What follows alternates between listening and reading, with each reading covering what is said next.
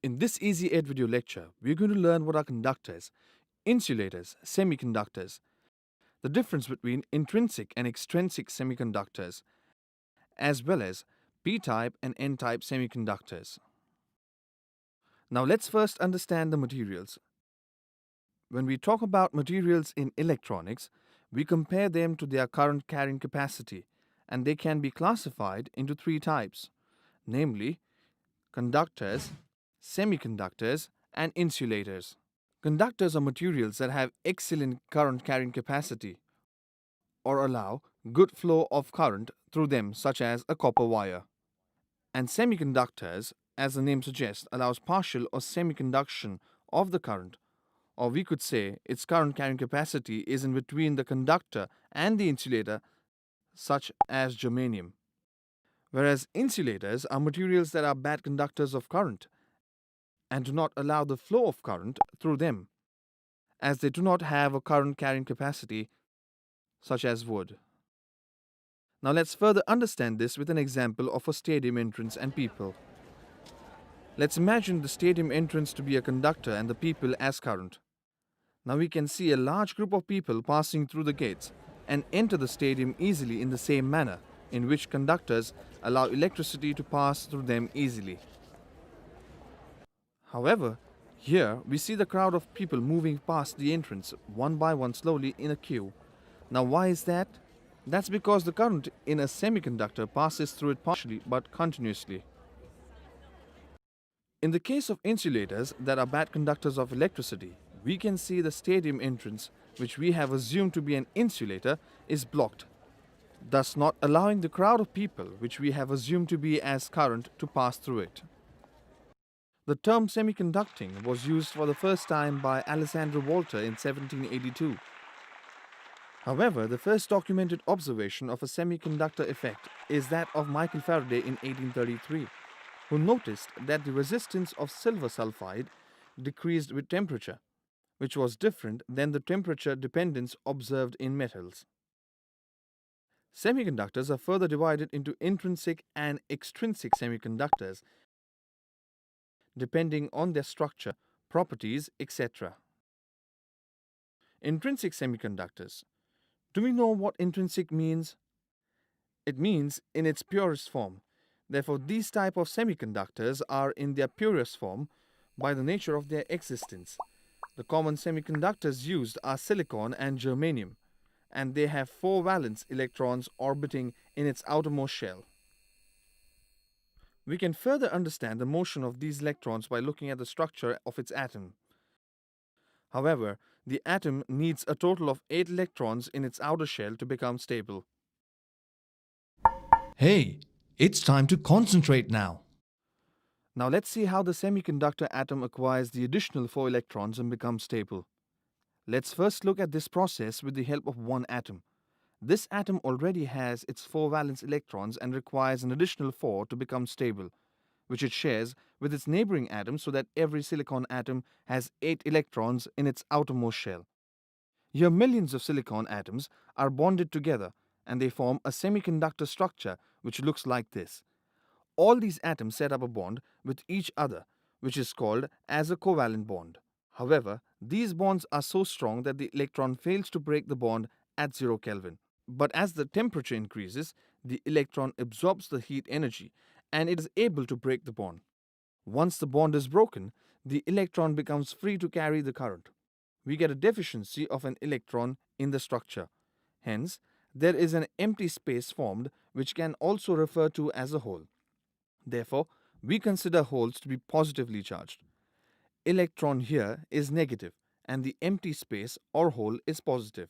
Therefore, the immediate neighboring electron gets attracted towards this hole and fills its place, thus creating another empty space or hole. At its previous position, the process will continue in the entire structure in a random manner. So let's understand the second type of semiconductors, which are extrinsic semiconductors. How are they different from the intrinsic semiconductors? While intrinsic are the pure form of semiconductors, impurities need to be added to the intrinsic to improve their conductivity. And these semiconductors with impurities are called as extrinsic semiconductors. Extrinsic semiconductors are further subdivided into p-type or trivalent and n-type or pentavalent. As we can see, we have 3 electrons orbiting in the outermost shell of the atom. It is called as trivalent. And in the other atom, we have 5 electrons orbiting, hence it is called as pentavalent. The common examples of trivalent are boron, gallium, and indium, and that of pentavalent are phosphorus, arsenic, and antimony. Seriously, pay attention. This is important. The process of adding these impurities to the intrinsic semiconductors is called as doping, and the impurities that improve the conductivity of these semiconductors are called as dopants. In case of trivalent, 3 electrons of boron will form 3 bonds with silicon and in the 4th bond of silicon. There will be 1 empty space or hole, and as seen previously, the immediate neighboring electron will be attracted towards the hole, thus creating another empty space in its previous location. Simultaneously, the electrons of the silicon atoms attain thermal energy and keep breaking the covalent bonds at room temperature, thus creating further free electrons, and this movement will go on in the same manner. Therefore, the number of holes generated in this structure dominate over the electrons. Hence, this structure is called as a p-type semiconductor. Now let's look at the second type of extrinsic semiconductor, the n-type or pentavalent semiconductor. In this, the atomic structure of the n-type or pentavalent semiconductor will have 5 electrons in the outermost shell. As silicon requires only 4 additional electrons to attain stability, in pentavalent atom we have 1 extra electron as the valence electron. So we get a net negative charge due to this extra electron. Hence its name is n-type semiconductor. Common examples of n-type or pentavalent impurities are phosphorus, arsenic, and antimony. When we add pentavalent impurities to an intrinsic semiconductor, we observe that the phosphorus atom forms 4 bonds with 4 silicon atoms, fulfilling the needs of silicon. But even after that, there remains 1 electron which does not form any bond and remains free. Hence, unlike the previous structures, here we get free electron readily available for conduction. This electron rotates randomly around the phosphorus atom, following a circular motion.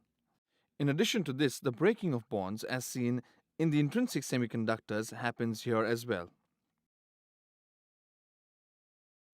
Now let's have a quick review of what we have learned in this lecture.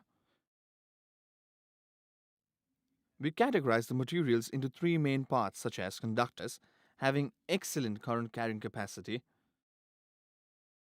insulators having approximately 0 current carrying capacity, and semiconductors having current carrying capacity between conductors and insulators.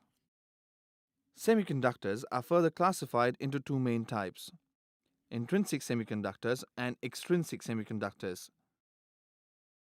Intrinsic semiconductors are the purest form of semiconductors having 4 electrons in the outermost orbit and made up of covalent bonding of silicon atoms with each other.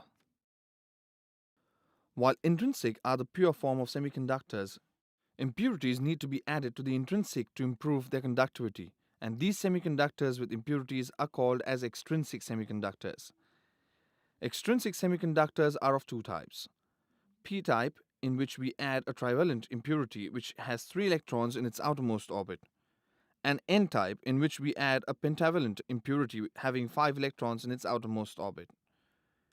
Addition of trivalent impurity creates a hole in the structure, and addition of pentavalent impurity gives an extra electron required to carry the current.